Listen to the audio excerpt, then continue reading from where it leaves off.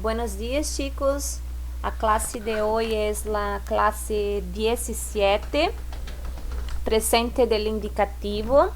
E a gente vai ver os casos dos verbos regulares e os verbos irregulares. Então, primeiro uso, quando eu quero falar de hábitos do presente, né? Então, por exemplo, advérbios que indicam consequência. Todos os dias, todas as manhãs, los domingos. Então, todas as manhãs, desayuno leite com cereales. Todas as manhãs, tomo café, leite com cereal. Então, é um hábito que você sempre faz, né? Tomar café, almoçar, tomar banho, sei lá, ir à escola. Então, tudo que são hábitos que você costuma fazer, a gente acaba usando o presente do indicativo, tá? Outro uso, condição do presente, né? Condição do presente. Sé hablar russo, né? Sei falar russo. No sirvo para levantar-me temprano. Não sirvo para acordar cedo, né?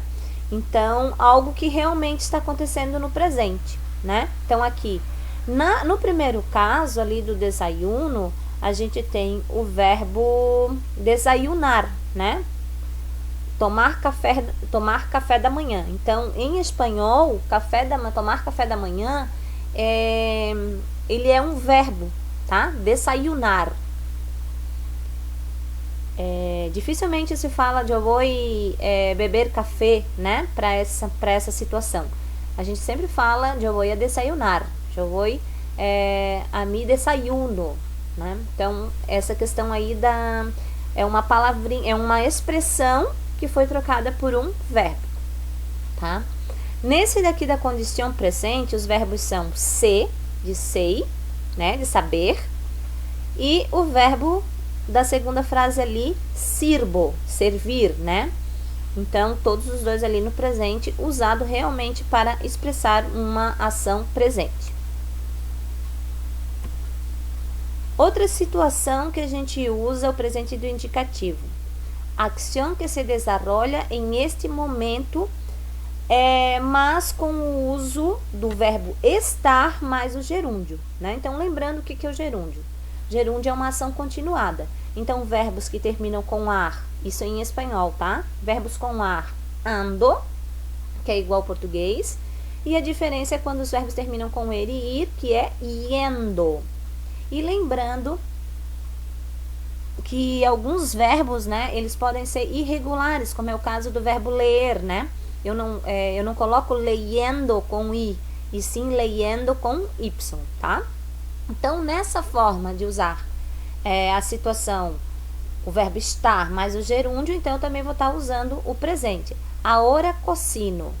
Eu posso colocar da mesma forma, ahora estoy cocinando, né? Então, o verbo estar conjugado no presente.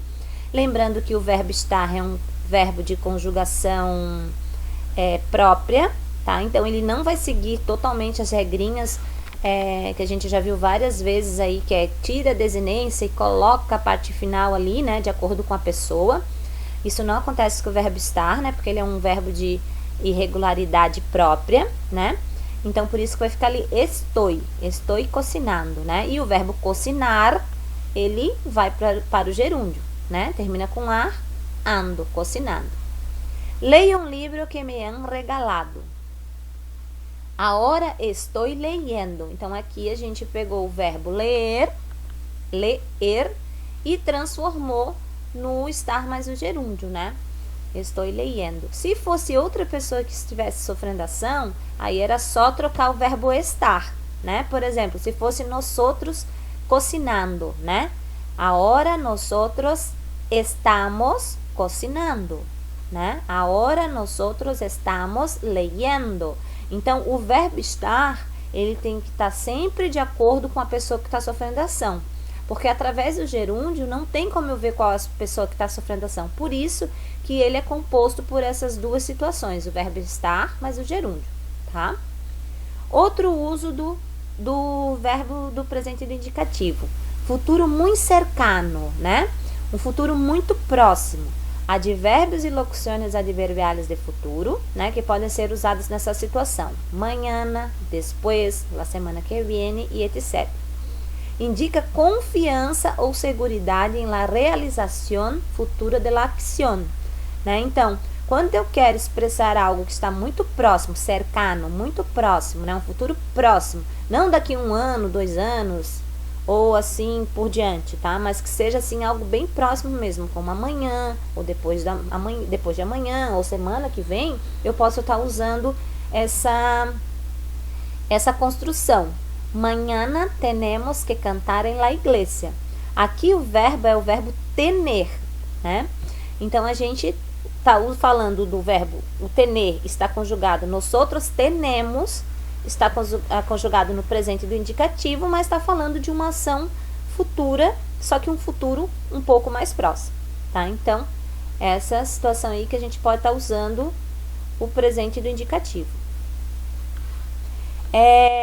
Outras situações, né, relacionadas ao uso do presente do indicativo. Um presente histórico, com locuções adverbiales de tempo. Em 1954, em la primavera de aquel año, ocorreu tal coisa, né? Então, para falar de uma situação histórica, quando el hombre llega a la luna, encuentra un valle de piedras. Ayer llega Fabrício e me disse que se había olvidado estudar para la prueba. Então, aqui eu tenho duas situações, né? Isso não está querendo dizer que é praticamente falando só do contexto histórico, mas falar de alguma história, tá? Então, olha, quando el hombre llega a la luna, o verbo no presente do indicativo aqui é llega. Só que a gente sabe que isso foi um fato que aconteceu lá em 1960, se eu não me engano, 69, né? Não me acordo direito a data, mas foi lá no passado que aconteceu, mas eu estou usando aqui um verbo falando no presente, né? Falando na forma presente do indicativo. Então, quando el hombre llega a la luna. Só que eu sei que é uma situação que aconteceu há um bom tempo atrás. Ayer, que significa ontem, né? Llega Fabrício. Então, ayer é ontem e llega é o verbo llegar, chegar, que está conjugado no presente também no indicativo. Mas eu também estou querendo falar de uma situação que aconteceu antes, tá? Então, ayer llega Fabrício e me disse que ele havia olvidado. Então, outra situação que eu posso estar usando. Sirve para expressar as qualidades de las cosas. Es una casa antigua e tem um pátio interior precioso. Aqui também tem um verbo de regularidade própria, que é o verbo ser.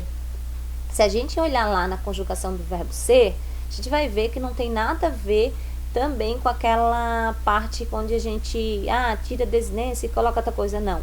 Como ele é um verbo também de irregularidade própria, igual está, ele é conjugado diferente. Então, por exemplo, eu sou, tu eres, ele es, né? Então, aqui está na terceira pessoa. Es una casa antigua. Então, tá falando da qualidade da casa. E tem um pátio interior precioso, um pátio muito legal. Então, continuando aqui. Então, sirve para expressar as qualidades de las cosas. Então, aqui, es una casa antigua e tem um pátio interior precioso. Então, aqui é o verbo es e está qualificando a casa como antiga e com um pátio bonito, né? Um pátio legal.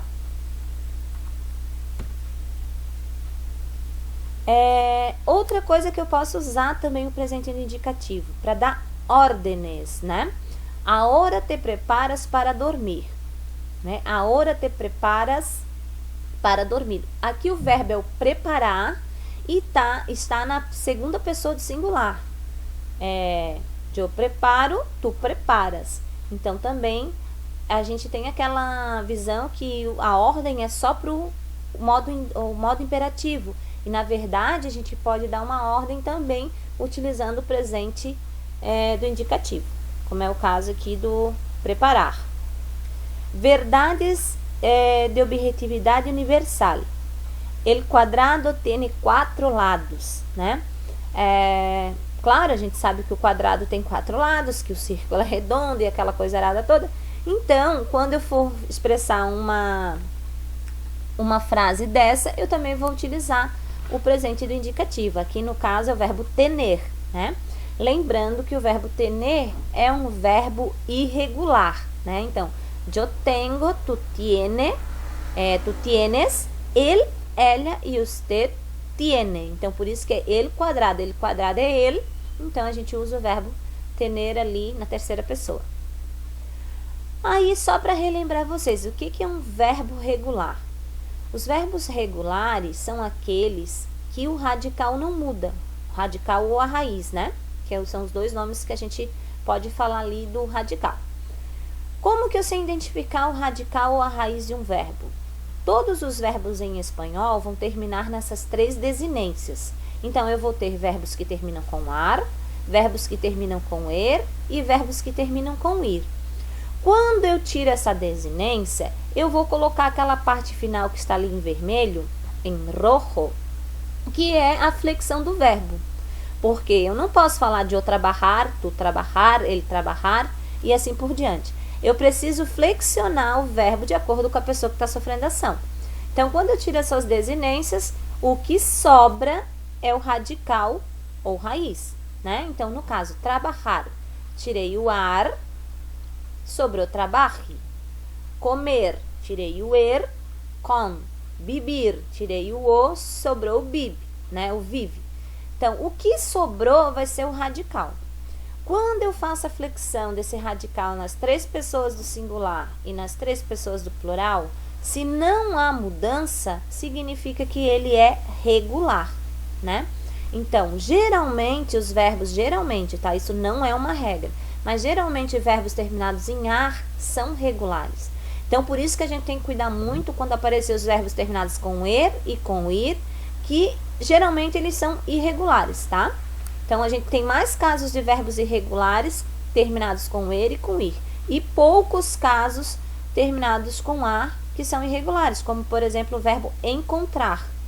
Encontrar é um verbo irregular, porque é yo encuentro, e aí a gente já vai ver um pouquinho mais para frente.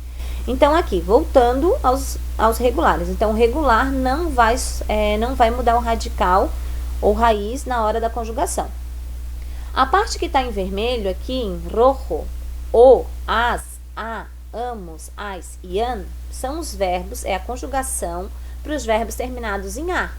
Então, todos os verbos que terminarem em ar, eu vou tirar o ar e vou colocar, de acordo com a pessoa que está sofrendo a ação, aquela parte final ali, tá? Então, jamais eu vou poder falar de eu trabalhamos ou nós outros trabalho, né? Não, eu preciso falar igual ao português, de eu trabalho, né? Eu trabalho, nós trabalhamos, nós outros trabalhamos. Então, isso nunca pode ter essa troca, tá?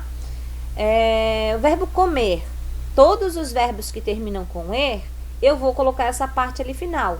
O, es, e, emos, eis e en. E assim também com os verbos terminados em ir.